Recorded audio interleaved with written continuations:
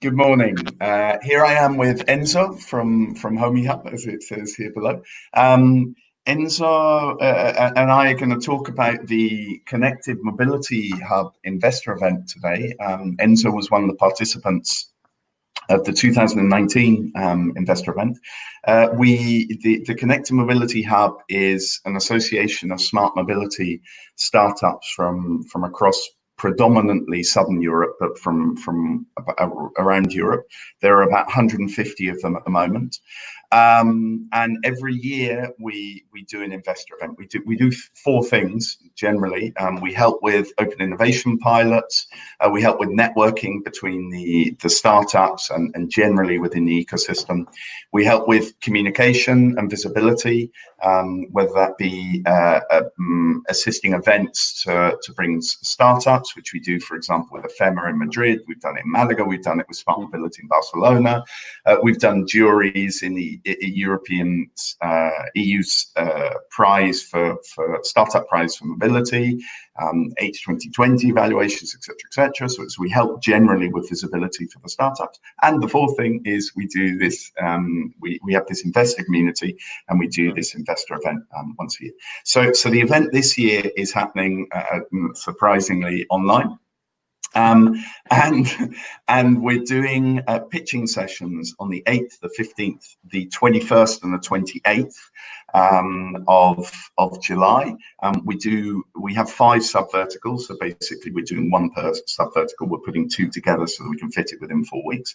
And then we're doing a networking event using a really cool tool that you'll see when at the beginning of September. We're doing a networking event at the beginning of September, where we do networking between investors for half of it, and then we do networking between investors and startups for the other half of it, and then we organize one-to-one meetings, etc., which is almost exactly the same thing that we do, or is exactly the same thing that we do offline, which is what Enzo will now be talking about from last year. But obviously this year doing it offline. The interesting, doing it online this year, whereas offline last year and the year before. The interesting thing this year is that there's a series of investors that haven't been to the events before. Obviously, by doing it online, there's an opportunity for people from different geographies to connect, and we've got a number of people from the US. We've got a number of people from Southeast Asia, a lot of people from Northern Europe who wouldn't if not come to the event. So I think this year is going to be very interesting, and now we'll jump into it. So Enzo, if you could just tell people about yourself, about HomyHub, what you do, where you come from, etc. Okay, so first of all, thanks, Tom, for inviting me to this talk, to this chat more than talk. So basically what we do in HomyHub is, as our mission states, we unlock the full potential of garages to make a valuable space in people's life. So based on that mission, and considering that there is a market of more than 125 million garages between Europe and USA alone, we started to tackle the basic problem and issues that garages has.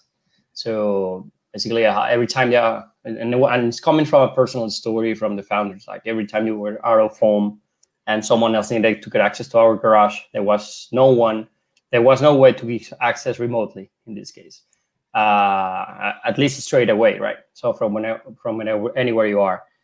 Second point on this is, like, even though if you give the remote or the garage keys to someone in advance, then you actually didn't know who or when they were really accessing the garage. It's really easy to copy those garage remotes and keys. And if it's someone you don't trust, basically you can have a security breach in your garage forever, right? And for last, it was a part of convenience. So one day I was taking a route with my bike, and I was carrying too many things and asking myself, like, we're really stealing to carry these things nowadays, right? So that was kind of the beginning of all of it. And from that, we developed our first part, that is a solution that turns in this case, the smartphone into smart garage remote. But the beauty of what we're doing in terms of mobility is that this is only the base. So we see our development basically as a product and a service layer. And this is a product. On top of this, we have created a marketplace, which could be seen also kind of an app stores for garages in some way, where companies create their services or their apps in some way, and the garage. It could be for existing services or for creating new ones. We have 3 categories there: secure deliveries, sharing economies, and connected cars. And the most to finish my point on this, like the easiest example is a secure delivery one. So, for example, secure delivery, last mile logistic couriers or operators, which actually you are very well related to in this case. They integrate so they can use the garage as a secure delivery point for the customers at any time. So basically, in words as one of our users, we allow the end consumer to turn their garage, in this case of single family homes, into a mailbox, into a giant mailbox. So they can receive packages without having to wait at home in a secure manner. Last mile logistic operators, they avoid the failed delivery, which is a huge issue nowadays in the logistics sector. So this is basically how we're turning the garage from a point or from a place to save your car boxes or your car, to a place where the possibilities are limitless, and our technology makes it possible, therefore bringing disruption in a smart mobility through garages to the society. The role I play there, I'm the co-founder and CEO. I'm just one of my team of 12 for nowadays. And basically I started this because I felt it straight away a passion to get my hand on this and say, okay, we have to make this happen, basically. Well, you're a very passionate person as well, very energetic, very focused. Listen, before I jump into a question, David Booth here on LinkedIn had one asking, is there a video? I assume he means is there an explanatory video of HomyHub. I guess you can respond to the comment later on, or you can tell us. Sure. Now. This is from an investment point or from a product standpoint. If it's a product, sure it is. It's in the HomyHub.com website. You can see we have it in English or in Spanish. The website, everything actually, the app, everything is prepared for both languages. And in the website you'll find explanatory video of the product. And if it's a video of like the company HomyHub itself, we actually had the video from our round. We did that's why we're talking here. We did a crowdfunding round last year, and there is our video explaining like the whole vision of the company. And of course, way more pictures and better way that I'm explaining right now. That was and that was one of the questions I was going to jump to, actually, because that video focused quite a lot on the pilots that you did with postal services. I think it mentioned both Correos in Spain and Royal Mail in the UK. I'm not sure if it mentioned both or just one, but I know that you've done pilots with both. Could you just talk a little bit more about that, because obviously that's really interesting. They're really interesting case studies to explain where the value is from HomyHub. Yes. Just to highlight, or just to a point in this case, that from those 2 players you mentioned, the ones we already did the pilots is Correos. We actually still pending pilot with Royal Mail in this case. Well, the English were always a little bit slow. We're waiting for the Queen to call us. We're waiting for the Queen. And actually, we're working with other big couriers in Spain and other big couriers in Europe. So hopefully by the end of the year, we'll have really good news. Everything got delayed as everything in Europe due to the COVID, but it is going steadily in case of those other partnerships. So going back to that point, the first, and it was interesting because when we started, I mean, we were accelerating our first step as a company. We had this vision and so on. We started in Area 31 in IE Business School. That was like a pre-seed, idea stage. We put some things in place, and we went to start a bootcamp in London, start a bootcamp IoT acceleration. To make the story short, after our acceleration process, we finally saw the vision of product and services. It was not from scratch. It was while developing, say, well, there is a huge potential of the garage. Why not solving the last mile issue? So we started knocking doors in UK too at the beginning. And so everybody says like, that makes, maybe it makes sense, but look another courier to make it happen, typical, right? Like, and then call us. So everybody was like the hot potato, right? Like moving the potato to one side to another one. And I said, this is gonna happen. I mean, I'm not gonna sleep until I find a courier that tests this with us. And I was continuously knocking doors on Correos, and they showed up. Basically, they say, well, at the beginning, they say, we are not sure this is gonna happen.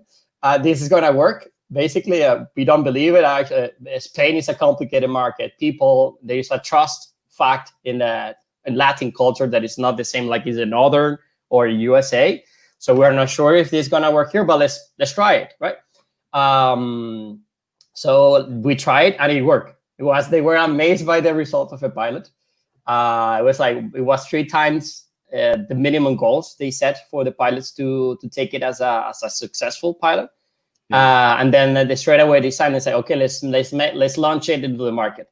It was proposed to be launched by the end of last year. It got delayed to the national elections and so on because Correa is really involved in the national elections.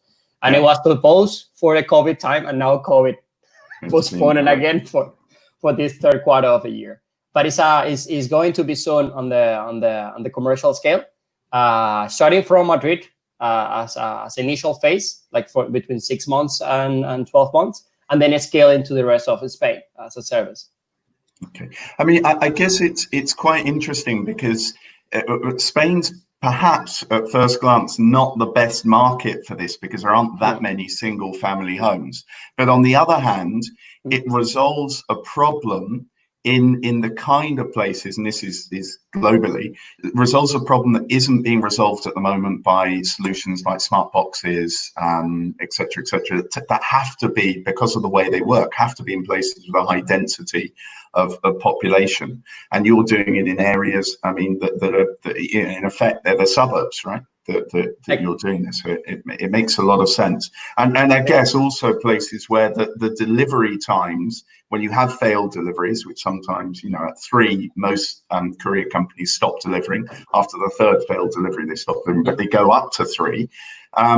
The times involved in doing those deliveries are obviously higher because there's a lower density of population. So it takes you longer. Okay, listen, just let's jump on to another type of client, because I know also that you've been talking about electric car charging. Now, obviously, this is an issue, again, in low density areas. It's more of an issue because it makes less sense to have centralized charging stations, or they're a longer distance away, and fear of running out of charge or whatever. So you talk us a little bit through that use case as well, please. Yeah. Well, just another point in here. Even though it seems like there are not that many single-family homes in the garage with garages in Spain, we have already more than 4 million. So it's kind of let's say it's a decent market to start. And you were completely right in the points of complementing, basically, as Correo saw, it's like, okay, we're complementing the last mile. So we have lockers for inner cities and garages for the outskirts in this case. So in that way, they complement and they have the same benefits of the lockers, but on the outside. So efficiency in the route and so on. So that's on one side.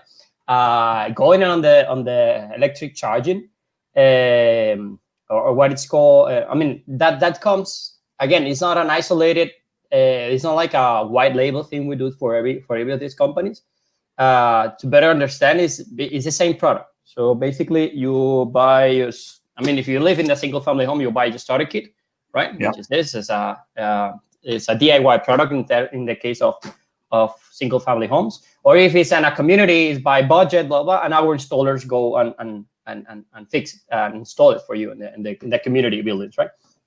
In the multi-family buildings for people from other part of Spain listening to us, right? So the things like, then you have the app and you go to the service layer and the service panel and you activate the services you want, right? So if you're in a single family home, secure delivery, if you are in a multi-family, this is where it comes.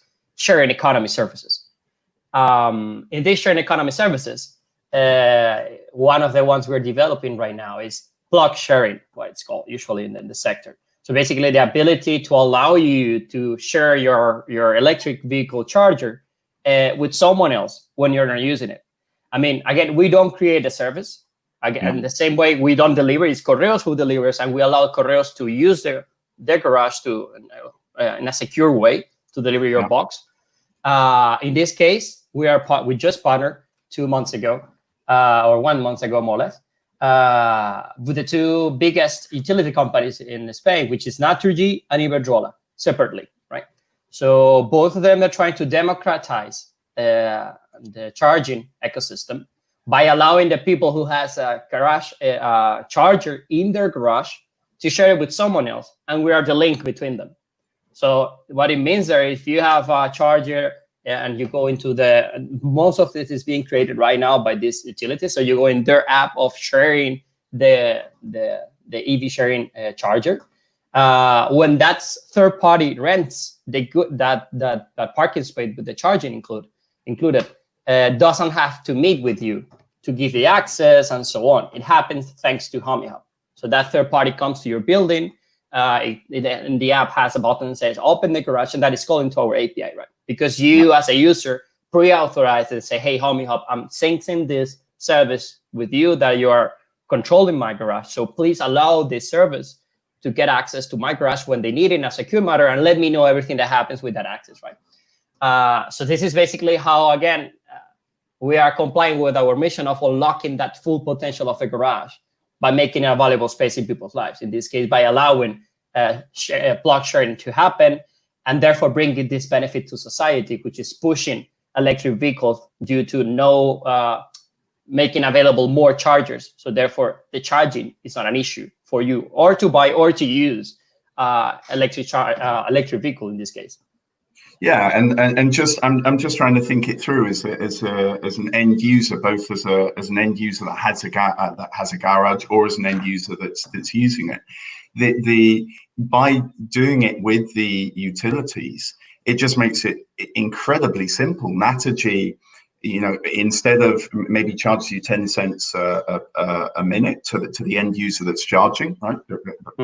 For saying a quantity, obviously I've got no idea what the pricing is, but charges you 10 cents a minute to the user, maybe pays 2 of those cents to the guy who has the garage. So it subsidizes their garage, in effect, their rent, whatever it be.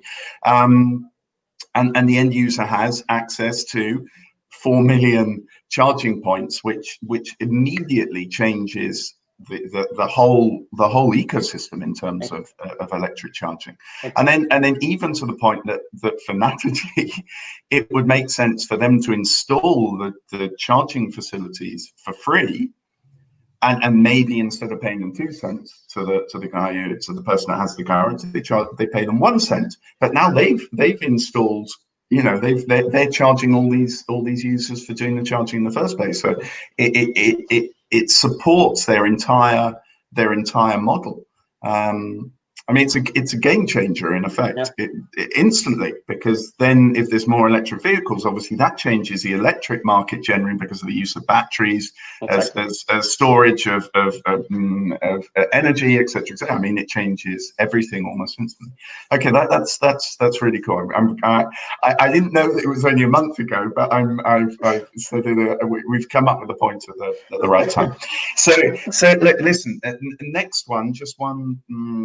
Is COVID-19. So COVID-19, how has it affected your business, and how do you see it affecting your business long term? Obviously, you've talked about in the short term, it's stalled the plans with Correos, it stalled the plans with Royal Mail, but how do you see it sort of changing generally the business environment for you?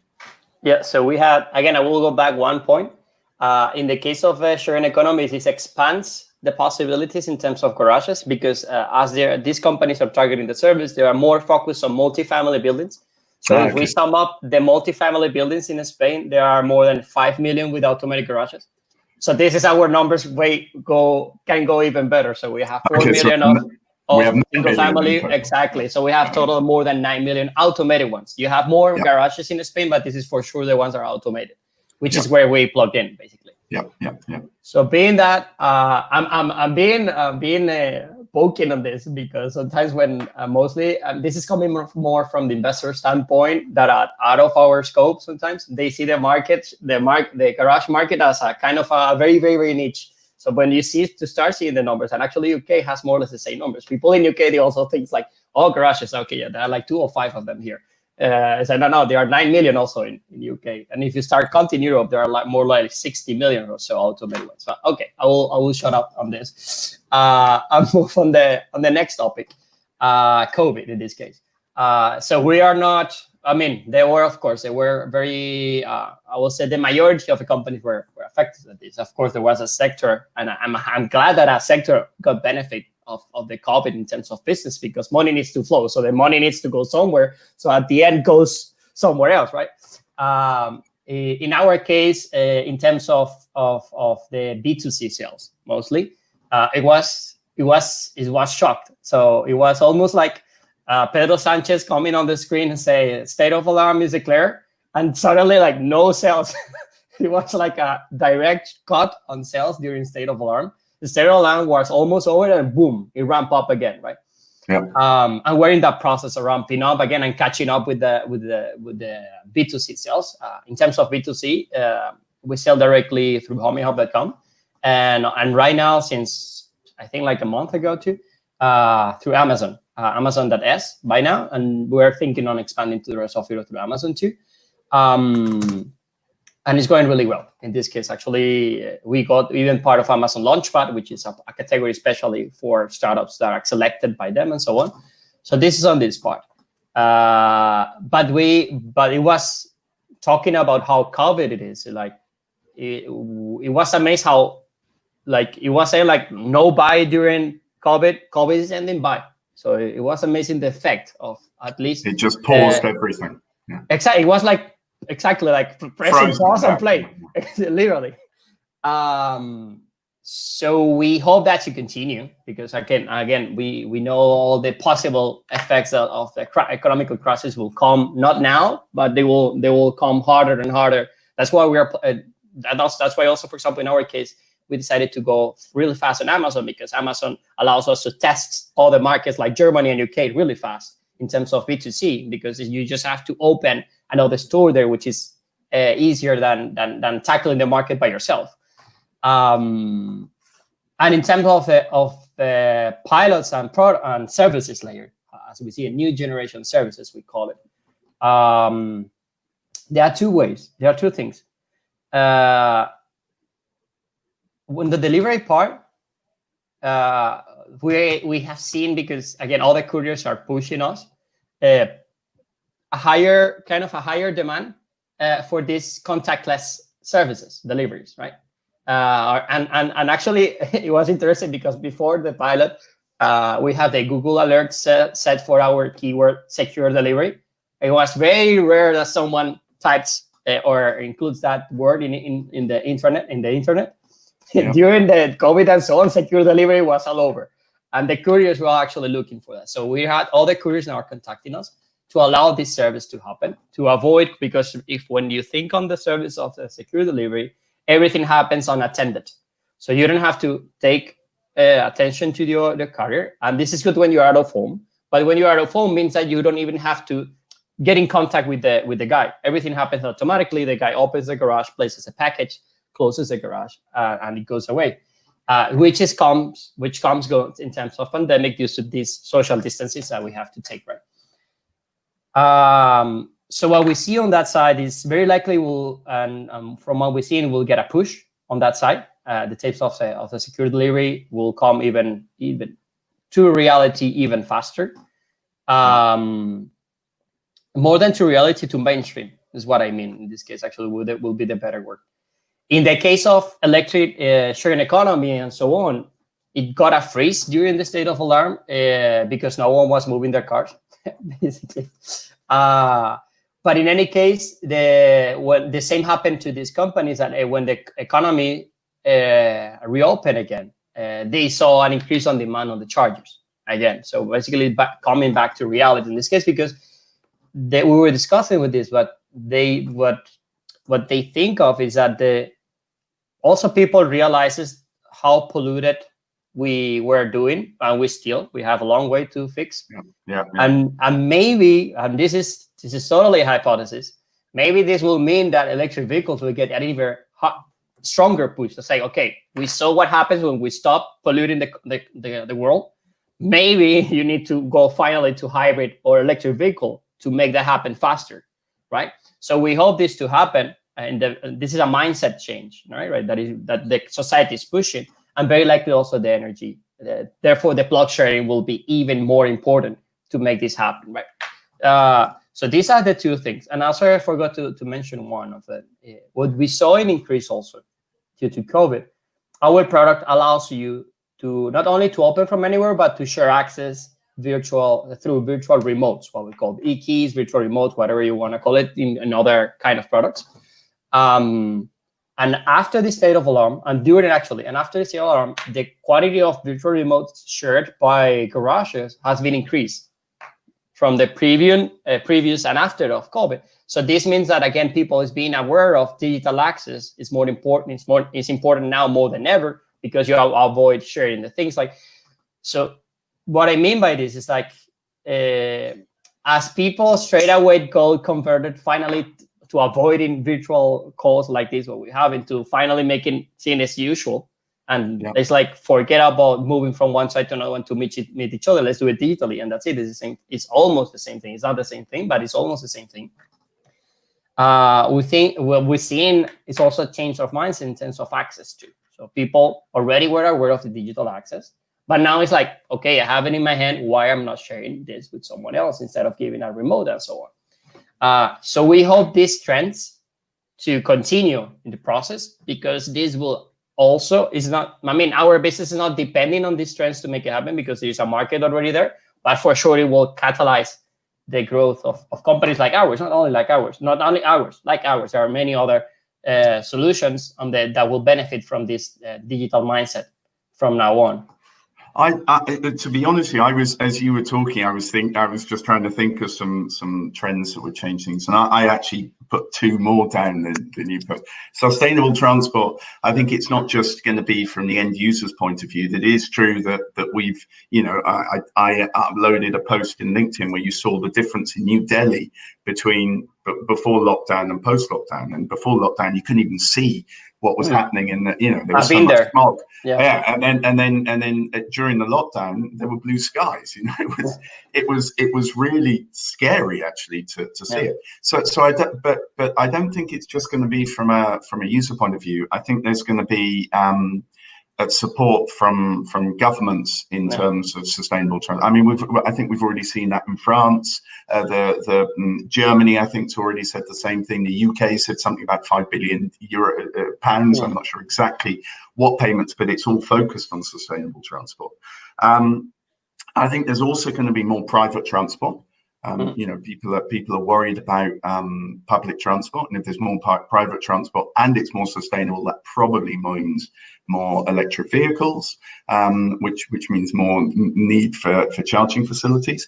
And then there's one more, which is also related to the recession, that if I do have a garage and it's empty, I don't know, 20% of the time, or every day while I'm at work, whatever it be, that's 40 hours, or plus commuting, let's say 50 hours a week that it's empty. If I can monetize some of that time in a situation, an economic situation of an economic recession, then why wouldn't I? If it gives it's free money that supports the environment. And there's a beneficial effect. So if I add, as an end user, it's, let's say there's more electric vehicles, I have an electric vehicle, that's why I have a charging point at my home. If I allow other people to use that charging point, then there's more probability that others are going to allow charging points, which actually in the long run benefits me indirectly, because I have more charging points. So I think there's a beneficial circle there, and at the end of the day, I'm also earning money. So I think there's multiple trends that just thinking aloud that will help you. And then I'm just going to jump to two, well, they're not really questions. So Deepan asked about any webinars, and I don't quite get the question. So Deepan, if you could explain it better, we'd understand. But if you're talking about the pitching sessions that we're going to do as the Connected Mobility Hub. They're the 8th, the 15th, the 21st, and the 29th of July at 12 CET. As I say, there's 5 verticals, and we're more or less splitting them into each session. And if it's webinars related to HomyHub, I have no idea. Do you do webinars from time to time? I mean, we're doing this. I don't know if you do any. Will you explain this to the community or? No, but maybe this will push a start on this to make it happen. Well, there you go. And then somebody this is just for a moral boost that Diego says Enzo cracks salute. Cheers, Diego. So anyway, so just I'd like to jump into the Connected Mobility Hub, what value it adds to you, the investor event, whatever. Just before I do that, is there anything else that I should be asking you or that you should be mentioning before I jump off HomyHub and into Connected Mobility Hub? Sure. I will go on my sales part in here. So if you have a garage, don't miss a chance to get our product. You won't regret. I mean, even if you have a single family one, for sure. I mean, you can see our reviews everywhere, like on Google, App Stores, Android and iOS, and you will see what I mean in terms of the users being amazed about our product. And if you have a community, even more. We had really, really happy users on multifamily communities. Now in Madrid, but we're expanding to the rest of Spain. And that is just get a quote on our website, and that's it. And we'll make it happen. We'll go to your community meeting. We'll present it there. And the last 9 meetings that we were pre-COVID, before the rest we are reactivating now. It was approved unanimously. Sorry, I forgot how to pronounce that word. No. Thank you, Tom. So that's it. Don't miss a chance. and actually, the single family home isn't very expensive. It was 149. That's right. 149 euros. We have it on discount because of the COVID thing. I think it's ending this week. I don't even have to ask my marketing team. But it's on 135. So now there's another even more reason to buy it. And it's not public on the website, but we recently even we're continuously evolving the product as a product company. And this week we launched the integration with Siri. So you can even talk to this smart assistant through your smartwatch and everywhere to control your door. And we're soon launching Google Home, to Google Assistant and Alexa in terms of more features complementing the value of our product. And this is like, it just has piece of the value of the product in this case. But I will cut because I can talk about this forever. No, but to be honest with you, I don't know if other people have the same problems. I've got no idea what system they use. But in our offices, which, there are like 12 blocks or something, so quite large installation. The garage doors work so badly, and it's not just that it's not just people losing the cards or whatever. It's just the system doesn't work well, and so they have a system, and it's the hardware itself. So the hardware and software, because it's an integrated system. So they have somewhere where if there's a software bug, you can update it on the fly. The hardware is actually relatively simple. Yeah. So there's not much that can go wrong.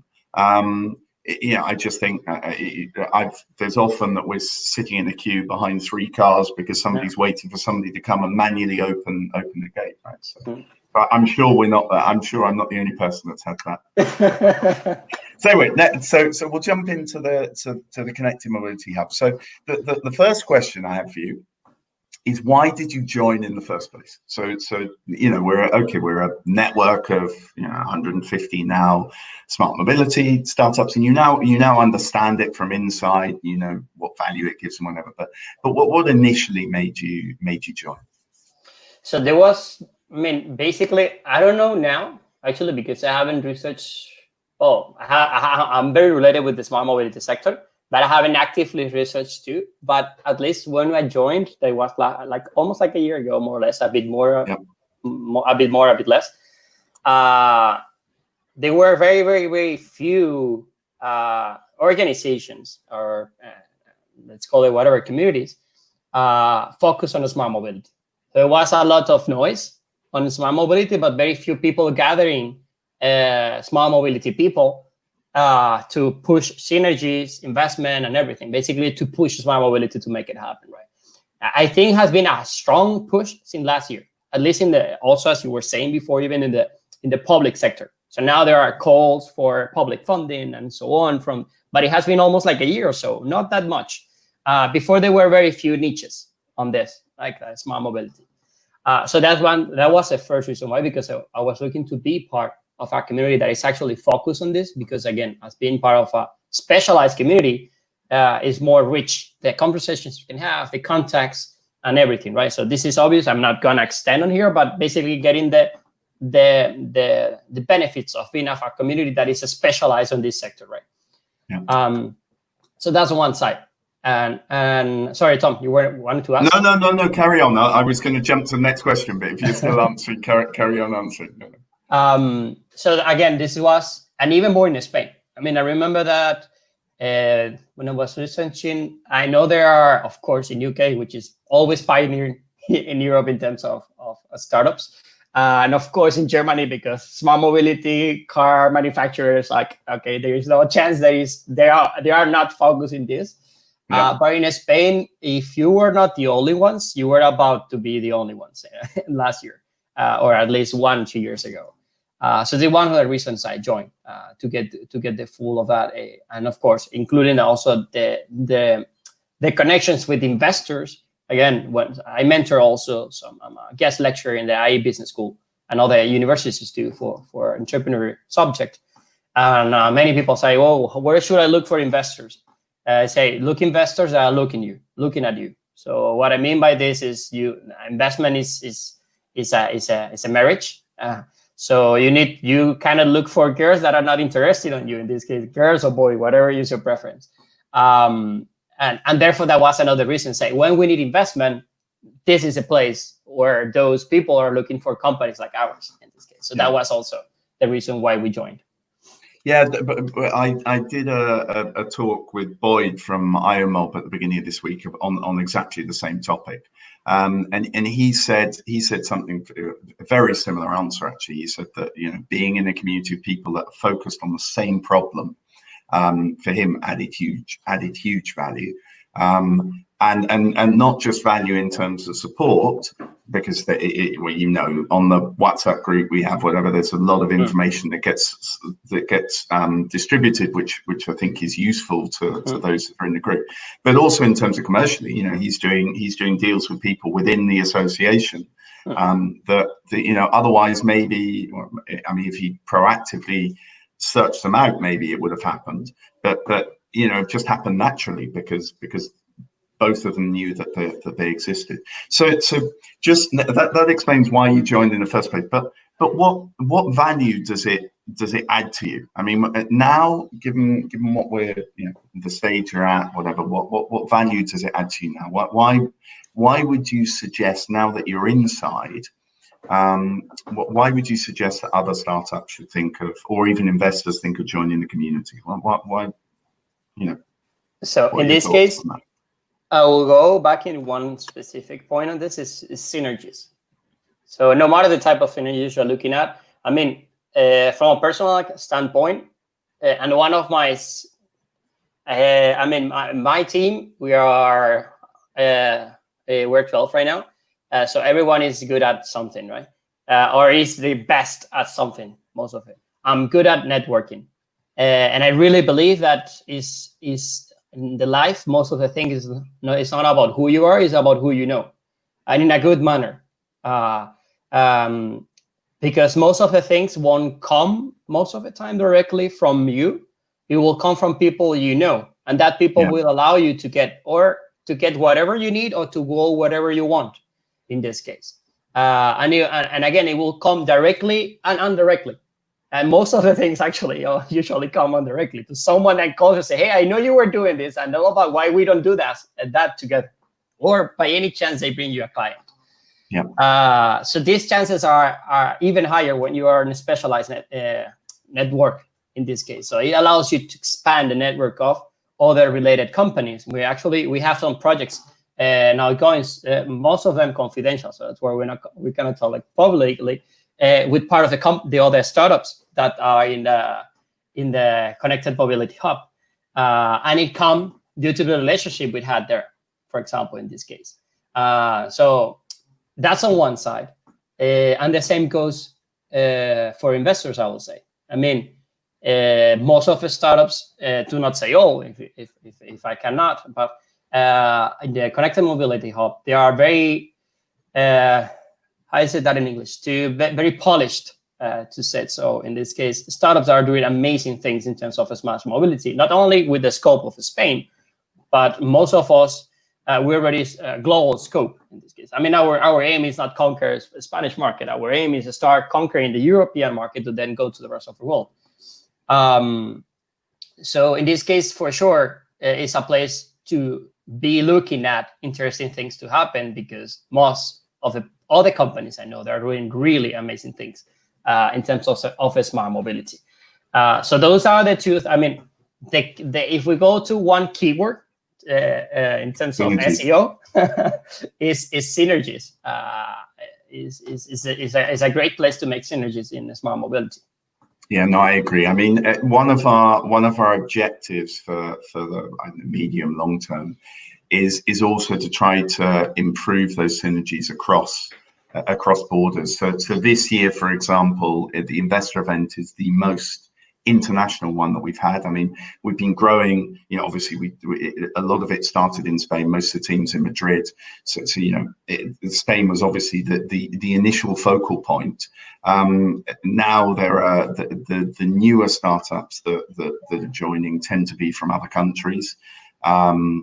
Or there's a majority from other countries, and I think there is a huge opportunity to create synergies across borders, particularly in Europe, which obviously is a fragmented market generally because of language, laws, etc. I mean, we all know the problems, and let's hope that, you know, the digital single market becomes a reality at some point. I mean, it is a reality, but let's, you know, one that works, one that works slightly better. But you know, at the moment, it's more fragmented, and obviously that for startups generally creates makes it more complicated to compete with particularly the Chinese or the US startups that have, or Brazilian. You know, the startups that have a unified or a larger home market. Yeah. So just talk us through your specific experience at the investor event last year. I mean, I was very impressed. I must admit, you were very focused. You know, you're talking about doing the networking and whatever. You identified who you needed to go to. You asked us for support. I remember you asking, "Oh, gee, who should I speak to?" And I thought this is brilliant, because, you know, most people weren't doing it. So it was, you know, and we were able to help you identify, look, you need to speak to this person, to that person, to the other.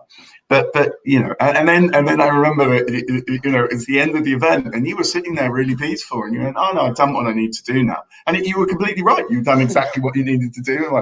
But talk, you know, I know that, but just explain it to everybody else. Well, how was your experience? So in this, by the fact you just said, like, I was asking where to go, and I go on this point for 1 sec. It's like, it's what I always say also to other entrepreneurs. It's like, don't be afraid to ask. Never. I mean, you could go faster if you ask most of the times. So there's always people that know better than you everywhere, everything. Not only in terms of people, but in terms of facts or subjects, but also in terms of people.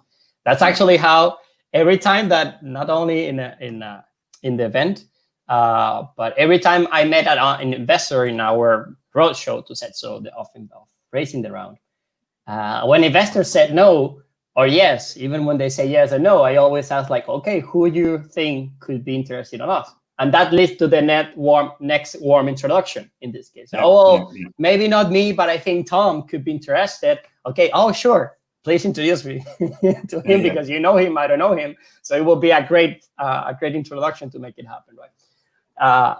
So closing that point, I'm trying to give the most value I can on this call. So that's why I'm also sharing this point. In terms of the event, it was actually an amazing story. I mean, previous to that event, It was like 1 week before. We were in the middle of already of a crowdfunding round. I remember so 2 weeks before, we had a minimum target. I think it was 300 and 350 in terms of euros, because I always confuse it with pounds in this case. So yeah, and we had already all the money committed to make it happen. We were closing one ticket that was already interested, an investor that followed us from USA from a long time ago, but due to a compliance between USA and European investment, we lost that ticket. It was a big ticket. And it was like, oh man, we had all this solved already. So suddenly, two things appeared. So one of them was the South Summit Malaga last year, which was focused on smart mobility for the first time ever, and the connected mobility hub. In this case, what happened is simultaneously, and as long as I remember, you also had a synergy for the we were helping them bring investors to the event. That's why we did it one day after the other. Yeah. Exactly. So actually, all this happened while I was in China with the mass production. So we lost a ticket, and I was in China. It's like, oh man, what am I gonna do now? Fuck! It's like this cannot be happening. Sorry for the bad word. And suddenly, South Summit Malaga called us, and you called us and say, okay, well, things happen because of. I mean, this happened because we were again knocking many doors, as everything you should have, because this is conversion rate. So you cannot wait like one door you open and it will work. You have to knock a hot rate, and 2 or 3 or 5 max will work. Yeah. So we went there. We went we pitched in South Summit Malaga. From that South Summit Malaga, that was one of the investors that we didn't know him from before. And it's actually one of our investors from OnTruck in this case. He came to us and say, I don't know, I know you from before, your startup. I don't know you personally, but I want to be in. I say, well, I was like, okay, cool, amazing. You say, okay, 1 check mark. Great. Then we went to your event, in this case, to the Connected Mobility Hub. And again, I already screened who could be and so on, and happened more or less the same thing. We pitched, and it was straightforward. It was kind of an amazing, and this is where I highlight again the fact of the difference where you go to places that could be interesting on you. We went to a place which was focused on smart mobility, and we were the kind of profile attractive to that kind of investors.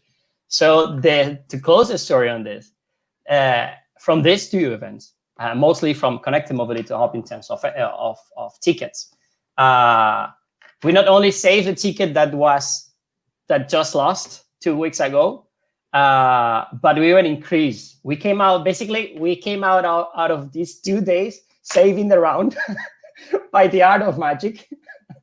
I couldn't believe myself neither. It's like, okay, and of course, domino effect happened simultaneously. I mean, it was kind of a magic that happened during those 2 days, because then all the investors called me. It's like the round is also the deadline effect, I call it.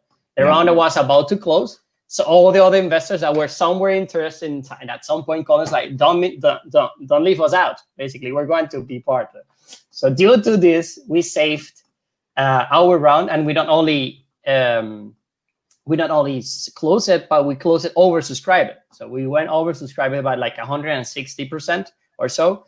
As always, I mean, oversubscribed effect, let's call it. So once you reach, I think 160% is actually the legal limit or something. There's some legal limit to how much you can oversubscribe, or maybe that's changed. In Spain it is, but as we are like a dual, you're in the UK, yeah. Exactly, there is not. But yes, in Spain there is a limit, and I think it's even shorter. I think it's 120, if I'm not wrong. Maybe, yeah. But it's a matter of checking with Crowdcube or any of these guys. Okay, well, that's really good news. As I say, I mean, it doesn't surprise me. One, because we that's what we were working to, right? To bring the people to the event. That's why we collaborated with South Summit in Malaga as well. But also, it doesn't surprise me. So that was the objective. So great, we fulfilled the objective. It doesn't surprise me because, as I say, you did it really well. Now, there were other startups at the event that didn't do it so well. It's like you say, it's not just a question of luck, or you make your own luck. You were very focused. You knew what you needed to do. You did your preparation in advance, and the results came out of it. So fantastic. Okay, so just one last thing, which again is sort of allows you to do a bit of a sales pitch, I guess, is who right now. What company, what fund, what investor would be your perfect investor? I don't think you have an open round right now, do you? No. Or do you? No. Not yet. But it could happen. Exactly. If somebody were to knock on the door and it were an investor, who would that be, or what type of investor would it be right now? So for our next phase, very likely we have two types of investors. So one of them linked to logistics sector due to this because again, from all our connected, our new generation services, the one we want to push faster is the secure delivery, but for many strategic reasons in this case. So it could be an investment fund related in this case or a big courier, hopefully an international courier, so a worldwide scope in this case. And actually the other type of investors that can be is also related. In our case, we are at the base, we're hardware, right? So we see our hardware right now like as a Troy horse. We don't see ourselves as a hardware company itself. We see as a services that is using the hardware to build the services and actually get us a Troy horse in the garages in this case. But hardware in any case. Trojan. That was a bit of Spanglish. Trojan. Yeah, sorry. Thank you, Tom. No worries.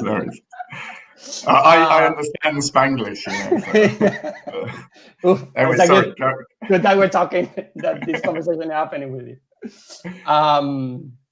So the other one in a case can be related to smart mobility, and it's possible to hardware, because again, they are specialized on making hardware a reality. Again, as in every business, distribution is key, right? So this is what we will gain with someone that has experience on international distribution with hardware in this case. So to make sure HomyHub is available in every single possible place in the markets we're targeting at. But in any case, that also comes along with the partners we're working in the new generation services.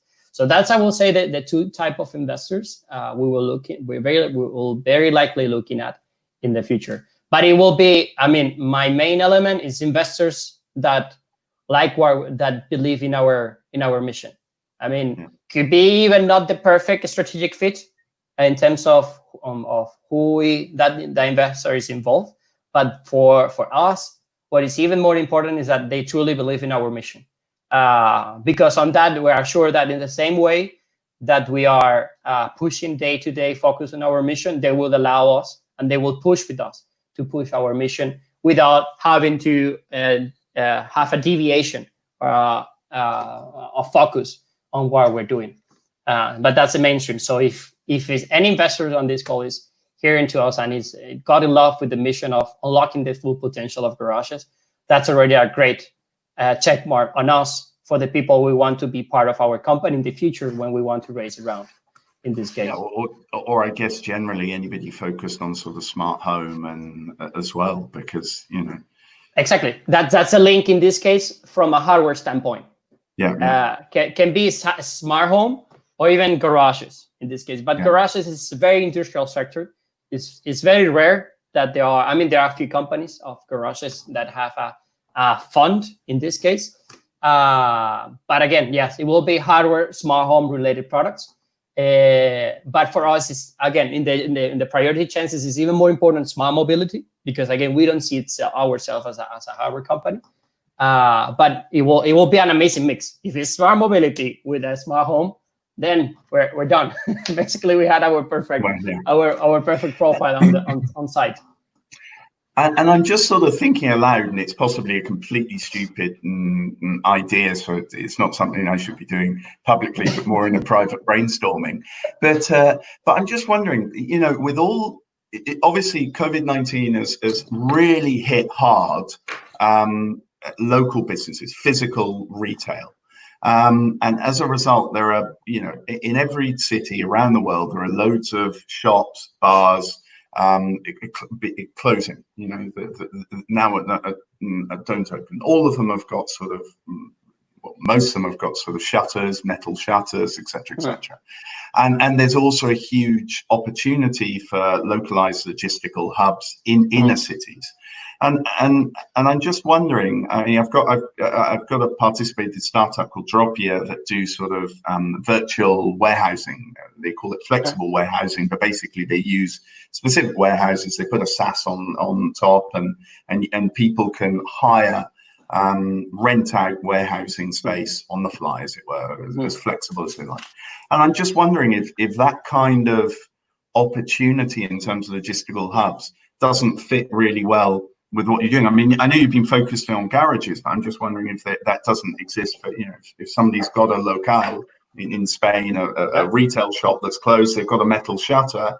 Well, in a way, you could instantly turn that into a logistical hub for whoever. I mean, and then if you link that together with a sort of, like I say, a Dropia style virtual warehousing SaaS, you've got a 360-degree solution for anybody that needs warehousing space. So it's not just logistical parties for the shop or for the bar down the road that needs somewhere to store their Coca-Cola. Their water. You've got. I don't know. Anyway, it was just an idea. and it totally makes sense. I mean, I can say, I'm thinking, what can I say? I can say that we are working towards, also in terms of some pilots we have on the table that very likely will come to life on September. On that route, more or less.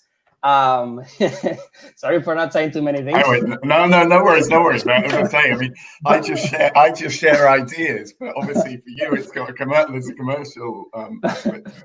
But definitely makes sense. And in terms of a scope, even though our focus in this case, in terms of type of clients, in any case, our main focus is residential, as we talked before, and this is strategically selected too, in this case, not only because of the product, but also the strategy of the company.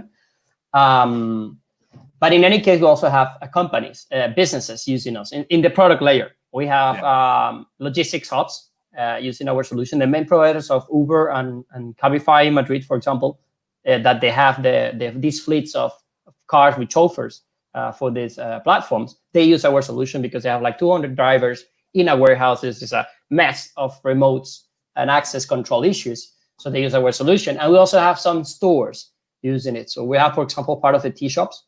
This is a store called Tea Shops, using our solution to manage the shutters on their stores for the employees in this case. It's not, again, these clients usually they come to us. It's not that we reach to them, but there's a solution. It's a value for them for the using it. And then we can link everything, as you said before, right? So 360 degrees in terms of not only product, but service, which is an important part for us to be sure we build the basis to make that happen. Well, exactly. Well, and what I'll do, because I don't have you in contact with him, I'm going to put you in contact with Raul from Dropia as well, so that you can at least start some conversations about that. In fact, I think you're in contact, but I'll just make sure that you are. All right. Anyway, Enzo, well, I'll push it just a little bit. So Enzo, listen, many thanks for that. I think it's been really, really interesting, very useful. We've gone on far longer than we intended to. And if anybody is interested in HomyHub, they should get in touch. And those people that are watching this, obviously for the investor event and the Connected Mobility Hub, you're a startup, think about joining, because I really do think it adds value. And there are two of you that I've spoken to this week, and you've said exactly what I thought we would. What we've been trying to do is actually what we are doing. So that's also great feedback for us. And for those that watch this that are interested in the investor events, it's the 8th, the 15th, the 22nd, and the 29th of July, 12 o'clock CET on the 8th and the 15th, and 12 o'clock CET on the 21st and the 28th. So there you go. Every day, 12 o'clock CET. So thanks a lot, Enzo, and we'll speak soon. Thank you. Cheers. Bye-bye. Cheers, everyone. Bye-bye. Bye.